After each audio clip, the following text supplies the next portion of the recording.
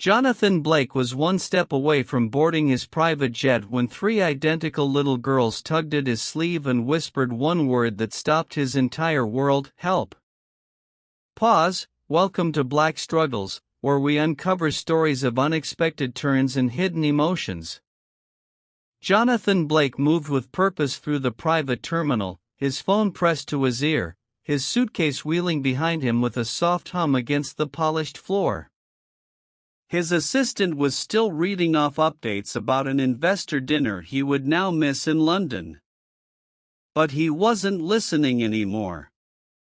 He was already halfway up the steps to his jet, mentally reviewing the presentation he planned to revise during the flight. Time was always tight, and his world, shaped by deals, deadlines, and departures, never paused long enough for second thoughts. The flight crew waited at the top of the stairs, nodding professionally as he approached. The pilot was checking his watch. Everything was perfectly on schedule. Then, just as Jonathan placed one foot on the top step, he felt a small tug on his sleeve. He turned sharply, expecting perhaps a staff member with a last-minute document or a delay announcement. But what he saw made him freeze in place. Three little girls stood on the tarmac below, barely tall enough to reach his waist. They looked about 5 years old and were nearly identical, triplets with long blonde hair, light blue eyes, and simple pale red dresses paired with mismatched sneakers. Their faces were pale, their hands clutched tightly together, and their gazes fixed firmly on him with a kind of desperate determination that didn't belong to children that young. The smallest one stepped forward and in a trembling voice said only one word: help. Pause. What secret lies behind these girls' plea that could unravel a millionaire's life? Stay with Black Struggles to find out. For a brief second, Jonathan wasn't sure he'd heard her right. Everything around him, the engines, the wind, the calls from the ground crew, faded into silence. He stepped down from the stairs, instinct taking over where logic hesitated. He crouched to their level, looking into the eyes of the one who had spoken.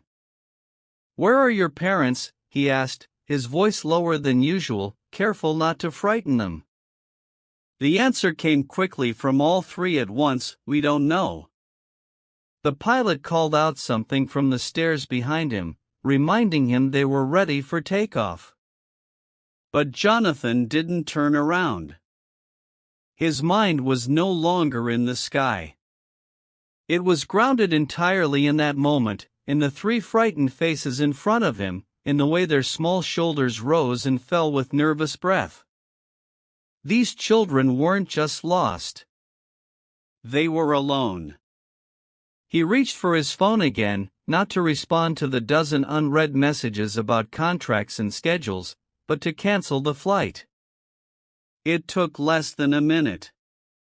Then he stood up, took a deep breath, and held out his hand. "Come with me," he said softly, and without hesitation, each girl reached out one hand, then another, then the third. They walked with him toward the terminal, away from the aircraft, away from whatever he thought had been urgent. For the first time in years, Jonathan Blake was running late. And for the first time in his life, he didn't care. Inside the quiet terminal, Jonathan led the three girls to a bench near the large windows overlooking the tarmac. Outside, his private jet remained on standby, the crew uncertain, but he gave them no further instructions. His focus was entirely on the children. They sat close together, knees touching, holding hands as if letting go would make them disappear.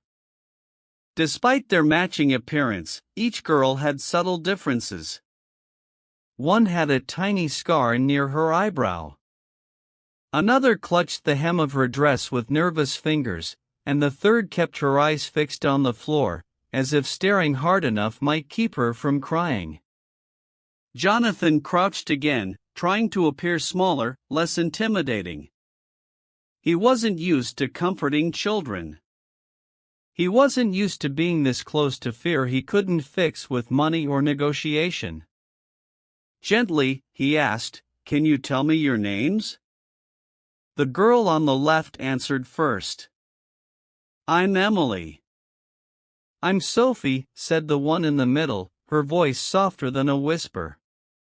"And I'm Mia," added the third, finally glancing up at him. He repeated their names aloud, trying to commit them to memory: Emily, Sophie, Mia. "That's easy to remember." "Are you the airport boss?" Emily asked suddenly, her blue eyes wide and searching. Jonathan shook his head with a small smile. "No, just someone who was about to fly away." "But you stopped me." Mia bit her lip. "We didn't mean to be bad." "You weren't bad," he said gently. "You were brave." Sophie turned slightly toward him. "Our mommy got sick.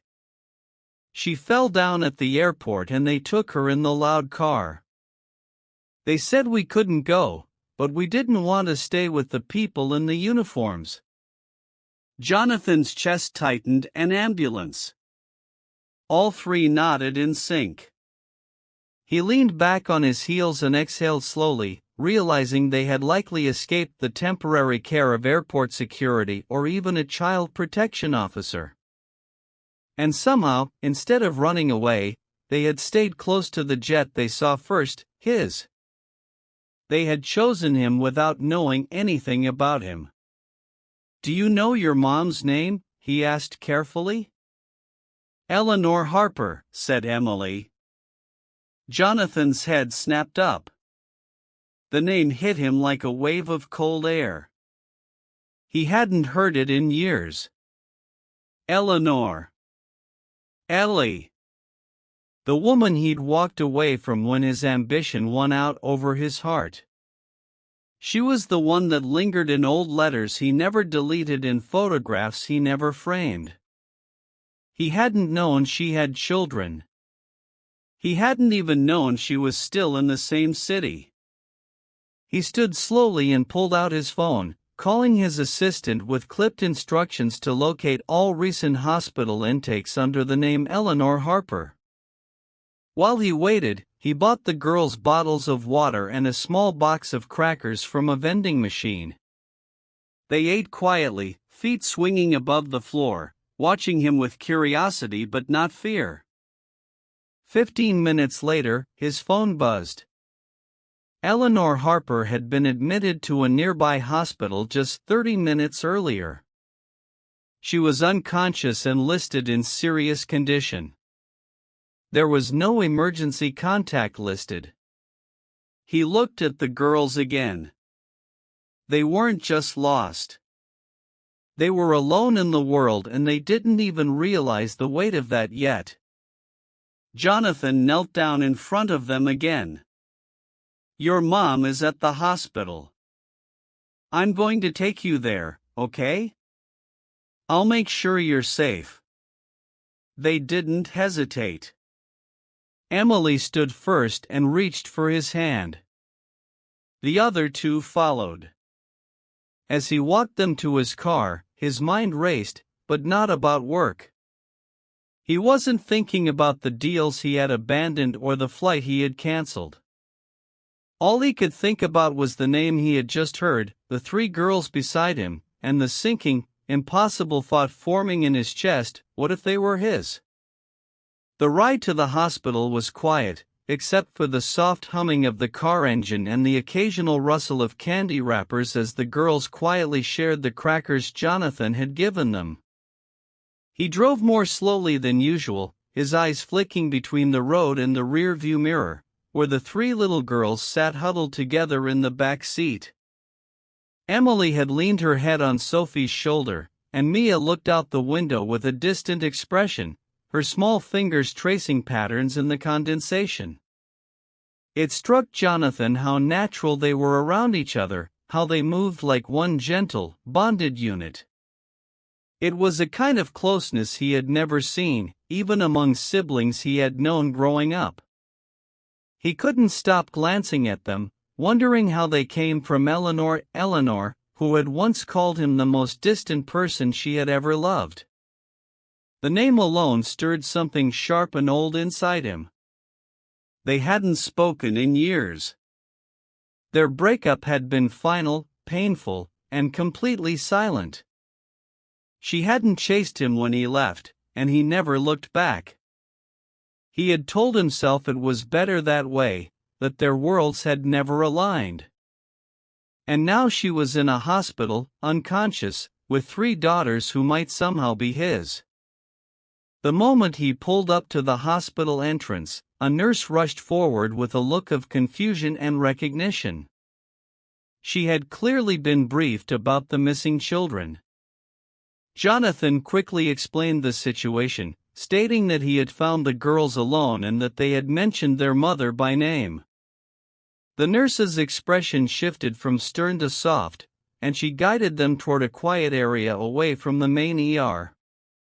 While the girls waited with a hospital social worker, Jonathan requested to see Eleanor. He didn't know what kind of reception to expect.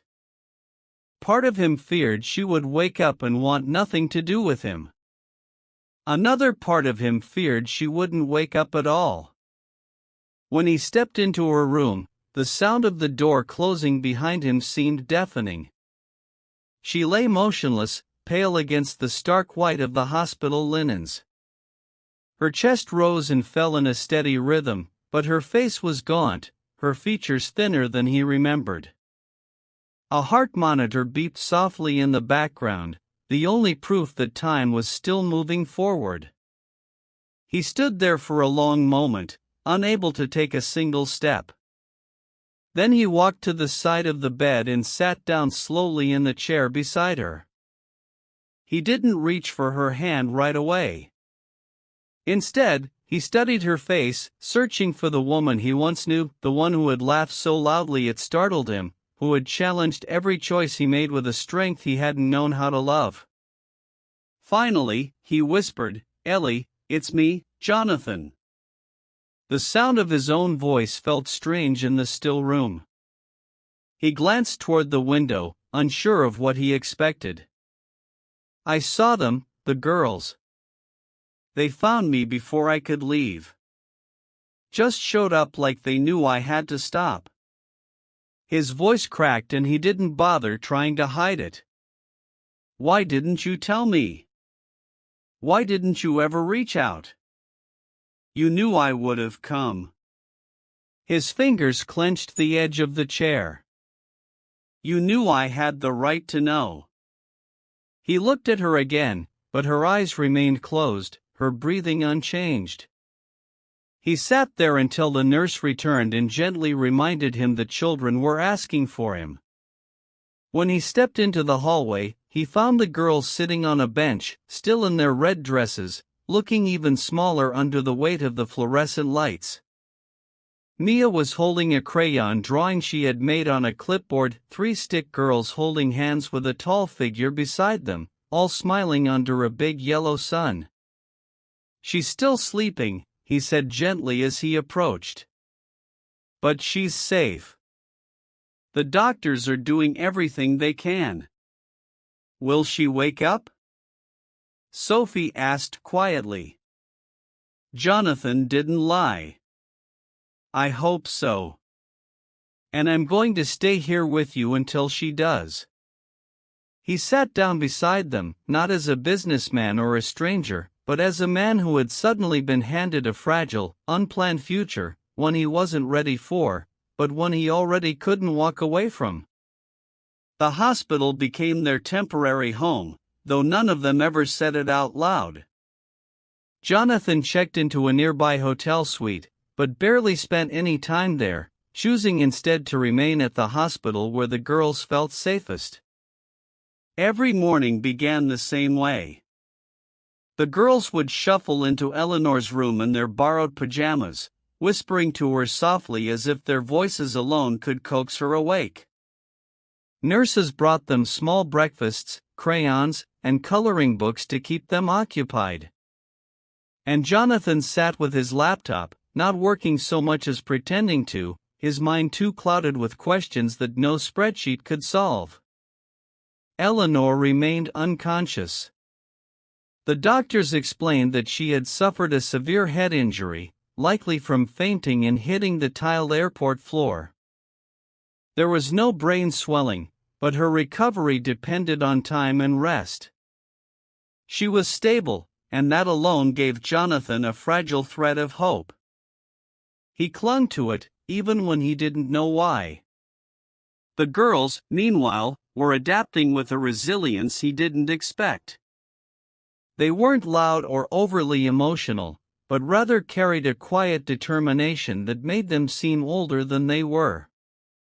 Emily took on a protective, almost maternal role. Sophie was the softest, the most anxious, always looking to the others before speaking. Mia, the smallest, had begun drawing more and more, her pages now filled with smiling families and suns and hearts. And often she included Jonathan, sometimes with messy brown hair and a tie, sometimes holding all three girls' hands. One afternoon, as they sat in the waiting room while Eleanor underwent another scan, Emily climbed into the chair beside Jonathan and asked, "Did you know our mom before?" The question made him freeze, then carefully close his laptop. "Yes, a long time ago." Emily studied his face. "Did you love her?" He didn't flinch. "I did."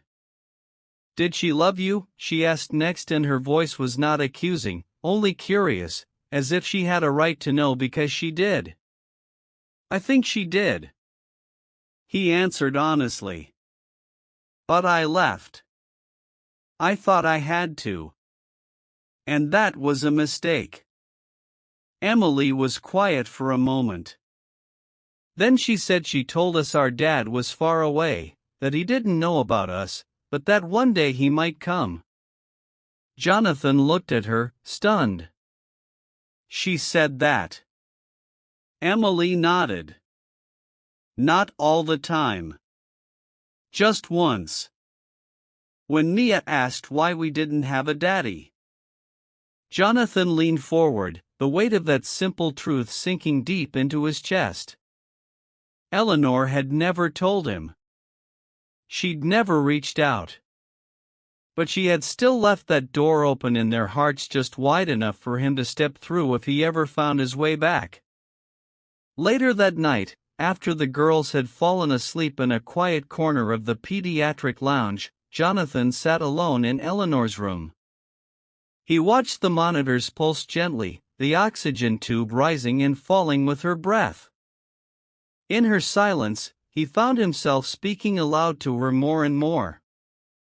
"I met them, Ellie. They're beautiful, brave, smart, so much like you. It scares me. I don't know if I'm ready for what comes next, but I know I can't walk away this time." He reached out and took her hand carefully in his. "You should have told me. I would have come.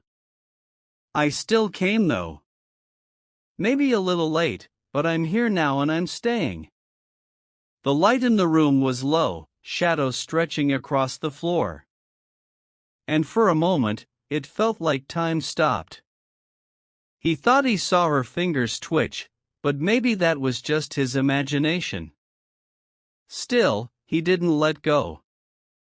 When morning came, the girls ran into the room as always. Mia climbed onto the edge of the bed and whispered, "Good morning, Mommy. We brought you drawings." And Jonathan, watching her tiny fingers carefully tuck the picture under Eleanor's pillow, realized something that shook him deeply. He was no longer a man waiting to see what his place would be. He already belonged here. On the fifth day, something changed. Not in Eleanor's condition, which remained still and silent, but in Jonathan. The routine that once felt foreign was now instinct. He knew how each of the girls liked their cereal in the morning, how to braid Sophie's hair just tight enough so it wouldn't unravel, and how to find Mia's missing crayon colors with a calm he never thought himself capable of. But it wasn't only about logistics. It was the quiet shift inside him, the way he began to speak to the nurses, not as someone asking for updates, but as someone who belonged in the conversation. He stopped checking his phone every 5 minutes. Work calls went unanswered. For the first time since he had built his empire, Jonathan Blake was nowhere else but here. That morning, the girls were invited by the pediatric counselor to spend time in the hospital's playroom. It was the first time they were separated from Eleanor's room for more than a few minutes. Jonathan agreed, though he felt uneasy watching them disappear around the corner without him. He turned back to Eleanor's bedside. The silence in the room almost too much after the days filled with whispers and movement.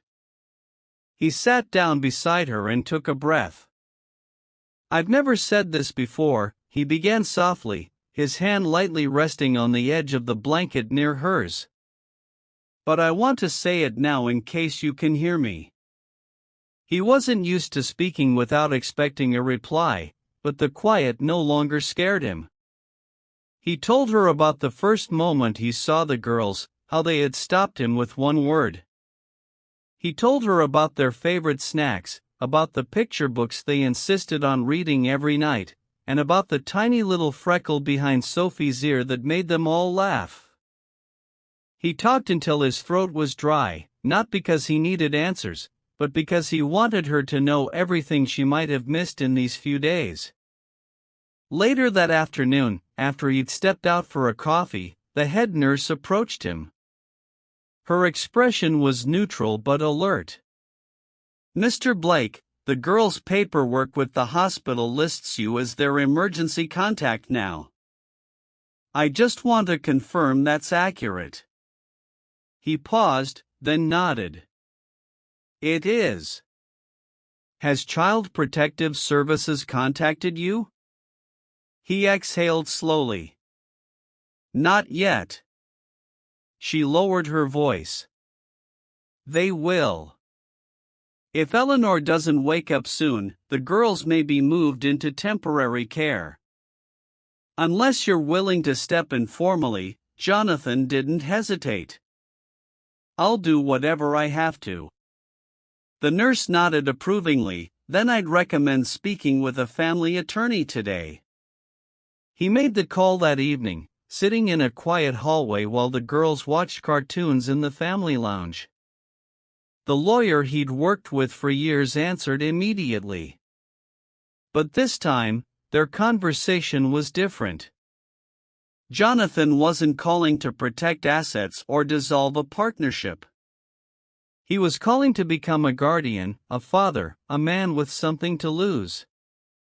By nightfall, the first documents were already being prepared. He didn't know how long it would take to finalize, but he didn't care.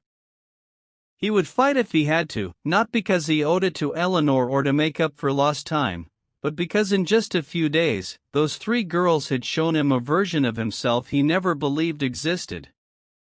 Back in the hospital room, as the lights dimmed and the machines continued their steady rhythm, Jonathan watched Mia fall asleep with her head on Eleanor's shoulder, her small hand curled into the sheet. Sophie leaned against him, blinking slowly, and Emily whispered, "Will she wake up soon?" Jonathan looked at her, his voice steady. "I believe she will. And when she does, we'll all be right here." He didn't say it as a promise. He said it as a fact. Because somehow this was no longer about what might happen. It was about what already had. The 6th day began like the others had, quiet, slow, and full of uncertain hope. But there was a different weight in the air, something more fragile. Jonathan stood at the large window in the hospital hallway, staring down at the parking lot below as the first light of morning painted the cars in a dull gray. His coffee had gone cold in his hand, but he hadn't noticed. His mind was too full. The guardianship documents had been delivered that morning, and with one signature, everything would change, legally, permanently.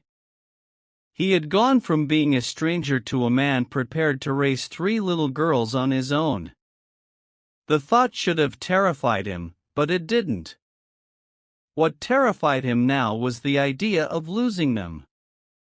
Inside Eleanor's room, the girls had made a routine of sitting around her bed, talking to her as though she were listening. Emily told her about a funny nurse who made balloon animals. Sophie described a dream she'd had about a flying cat. Mia, always quiet, just drew pictures and laid them on the blanket one by one.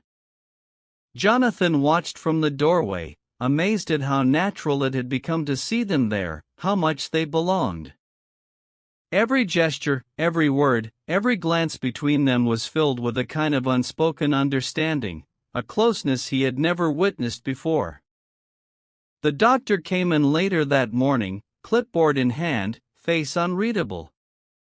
Jonathan followed him into the hallway, heart tightening. The words were clinical at first: stabilized vitals, minimal swelling, consistent patterns on the EEG, but then the doctor paused and looked directly at him. She may wake up soon, possibly within the next 24 hours. Jonathan didn't breathe for a second. He had prepared himself for everything except good news. And if she does, she'll likely be disoriented. Memory gaps are possible, but it's too early to know. The important thing is that she has people here, familiar voices, faces, that matters more than you think. He nodded, thanked the doctor, and returned to the room where the girls had begun playing a quiet game of cards on the floor. He crouched beside them and shared the news in a calm, steady tone. Their eyes lit up, but they didn't shout or jump. Instead, they turned to their mother and quietly said, "Did you hear that, Mommy? We're still here." That afternoon, Jonathan found himself pacing in the hallway, unable to sit still. He called the attorney again, confirming the next steps. He spoke with the social worker who had begun visiting daily, providing her with every detail she needed. He made arrangements to transfer Eleanor to a private room with more comfort, and he even reached out to a former business contact who specialized in long-term care, just in case.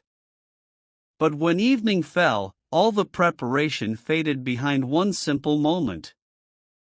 Mia, who had curled up beside Eleanor's arm as usual, suddenly gasped. Emily rushed to the bed. Sophie stood frozen. Jonathan moved quickly, thinking something was wrong, until he saw it. Eleanor's fingers had moved, slight, shaky, but unmistakable. Then her eyelids fluttered once, then again before slowly beginning to open. He stepped forward just as the girls leaned in, whispering her name like a prayer of Mommy. "Mommy, we're here." Eleanor blinked at the ceiling, her brow furrowing as though trying to focus through a fog. Her lips parted slightly, dry and unsure. Jonathan felt his heart race as he took her hand gently. "Ellie," he said softly. "It's me, Jonathan. The girls are safe. You're safe." She turned her head slowly, eyes finding him, confused, but present. Her gaze drifted to the 3 small faces clustered around her, and something in her expression shifted. A tear rolled down her cheek. She whispered, barely audible, "You found them." Jonathan nodded, voice tight. "They found me." And just like that, the impossible distance between past and present began to close. She was awake. The girls were safe. And Jonathan knew with certainty this wasn't the end of a story. It was the start of a new one. Eleanor's return to consciousness was not instant clarity, but a slow and uneven climb from the darkness. The first few hours after she awoke were filled with confusion and fatigue, her words slurred, her memory coming in fragments. The doctors assured Jonathan this was expected and that recovery would take time. But to the girls, it didn't matter. Their mother had opened her eyes, had looked at them, and spoken their names. That was all they needed. They stayed close to her side, whispering, drawing, and resting their heads on her blanket when she drifted back into shallow sleep. Jonathan remained in the background, both relieved and unsettled. Seeing Eleanor alive, speaking, reacting, it brought back a storm of emotions he thought he had buried. He wasn't sure where he stood in her life now, but he knew where he stood in the lives of the girls. He wasn't going anywhere. That truth had become part of him. Later that evening, the room was dim and quiet when Eleanor asked the question he had been expecting. Her voice was thin but clear. "How did you find them?" He sat down in the chair beside her bed, watching her carefully. The girls were asleep nearby, curled together on a sofa like a pile of kittens. He told her everything from the moment on the runway to the hospital to the hearing he had scheduled with his lawyer. She listened with wide, tearful eyes, her expression shifting from disbelief to something more painful. "I never meant to keep them from you," she said softly. "When I found out I was pregnant, you were already gone. You had made your choice, and I thought it would only hurt more to chase you down." Jonathan lowered his head. "I didn't know how to stay, Ellie. I didn't think I could be both someone you loved and someone who wanted more from the world. So, I left thinking it was the least damaging thing I could do." She smiled faintly. And now, he looked at her without hesitation. "Now, I know I was wrong, and I'm here. I've been here." Eleanor reached out slowly and took his hand. Her grip was weak but intentional. "I never stopped loving you," she whispered. "But I stopped waiting." Jonathan swallowed the emotion that threatened to rise in his throat. "I don't expect anything. I just want you to get better, and I want them to have a future. If you let me, I'll be part of it." They sat in silence for a long moment, fingers still laced together. Outside the window, the city lights flickered, unaware of the quiet reckoning unfolding in that small hospital room. The next day, the doctor cleared Eleanor to begin light physical therapy. Jonathan brought in clothes for her, comfortable, simple, and helped the girls prepare a room in the recovery ward with drawings and cards. Emily insisted on hanging a paper heart above the bed that read, "Welcome back, Mommy," in uneven handwriting. Sophie taped stars along the windowsill. Mia placed a small stuffed bear beside the pillow and whispered, "So you don't feel alone." Later that afternoon, Eleanor was transferred to the new room. She moved slowly but with determination, and Jonathan pushed the wheelchair with care, every turn deliberate. When they entered the decorated room, she stopped and covered her mouth with her hand, eyes welling with tears. "They did this?" she asked. "All on their own," he said. "They wanted you to feel home again." She looked around, then up at him. "What about you, Jonathan? Do you feel like you're home?" He didn't answer immediately. He looked at her, then at the girls busying themselves with books and crayons in the corner. His chest tightened, not from uncertainty, but from something deeper and truer. "Yes," he said. "For the first time, I think I do." The weeks that followed were a delicate blend of healing, change, and quiet transformation. Eleanor's strength returned gradually. With each physical therapy session, her movements became steadier, her voice clearer, and her memory more reliable. The girls adjusted to her slower pace with surprising maturity, often helping her reach for things, brushing her hair gently in the mornings, and keeping her company through the long stretches of rest. They had waited for her to wake up, and now that she had, they moved through every moment with a kind of reverence, as if the simplest tasks had become sacred simply because they could share them again. Jonathan remained a constant presence, not because he felt obligated, but because he didn't want to be anywhere else. Every morning, he arrived at the hospital early enough to join them for breakfast, bringing coffee for Eleanor and cereal for the girls. He learned how to braid hair and how to answer the same bedtime question 3 different ways.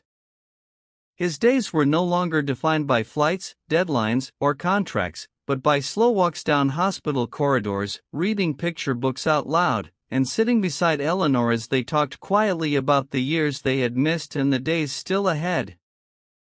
One evening, while the girls were playing in the hospital garden under the watchful eye of a nurse, Eleanor asked him to take a walk with her. She was still using a cane, but her steps were steady. They made their way slowly down the garden path, the fading light casting long shadows across the stone. She didn't speak right away, and he didn't rush her. Eventually, she stopped beside a bench and sat down, looking at the sky. "I thought I was going to die," she said softly.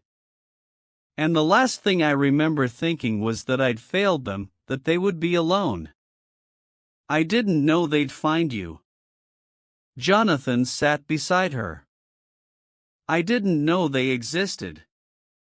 But now that I do, I won't lose them. Or you." She looked at him, and the weariness in her face was replaced by something gentler. "What happens next?" He reached into his jacket and pulled out a folded envelope. "This is a copy of the guardianship papers.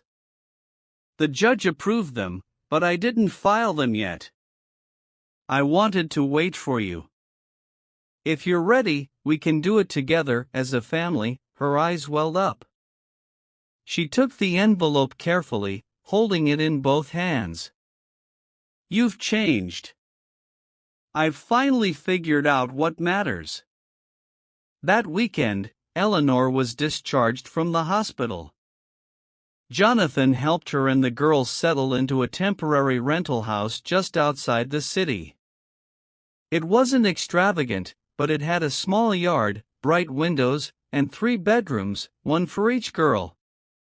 They filled the space with drawings, soft music, and the sound of laughter echoing down the hallway. Every night, Jonathan stayed for dinner. Some nights he didn't leave at all. Weeks turned into months and life slowly found its rhythm. Eleanor continued to recover, stronger each day. The girls enrolled in a small local school where they quickly made friends. Jonathan adjusted to balancing business calls between ballet recitals and pediatric appointments. He built a home not out of wealth, but out of presence, effort, and forgiveness. One Sunday morning, they visited the lake, the same lake from Eleanor's painting, the one that had unknowingly started it all. They stood together at the shore, the girls running along the edge, skipping stones and laughing. Jonathan and Eleanor watched them from a distance, hands quietly intertwined. "Do you ever wonder what would have happened if they hadn't stopped you that day?" she asked. "Every day," he said. "And every day I thank whatever force in the universe put them in my path." She leaned her head against his shoulder. "They saved us both." He nodded, knowing it was true. They had pulled him off a flight to a life that no longer fit and led him straight into the one he was always meant to live. And this time he wasn't leaving. The ending of this story feels quietly powerful because it doesn't rely on dramatic twists or grand gestures. It's built on growth, choice, and redemption. What stands out most is that Jonathan doesn't become a different person overnight. He doesn't abandon his identity or erase his past mistakes. Instead, he makes a conscious, steady decision to show up for Eleanor, for the girls, and for himself in a way he never had before. That's what makes the transformation so believable and so moving. Eleanor's recovery is treated with realism, and the way the family rebuilds around her isn't sugar-coated. It's full of uncertainty, awkwardness, and effort, but that's what gives the story its strength. The most touching element is that the children, despite their vulnerability, are the ones who guide the adults toward healing. They become the bridge between two people with a complicated past, and they do it not with intention, but with innocence and trust. In the end, this story isn't just about lost love or unexpected fatherhood. It's about finding purpose in connection and realizing that sometimes the life you never planned becomes the life you were always meant to lead. It's a hopeful reminder that second chances don't always arrive loudly. Sometimes they come in the form of small hands, quiet questions, and the courage to stay. Pause. Thank you for joining us on Black Struggles for this heartfelt journey of redemption and family.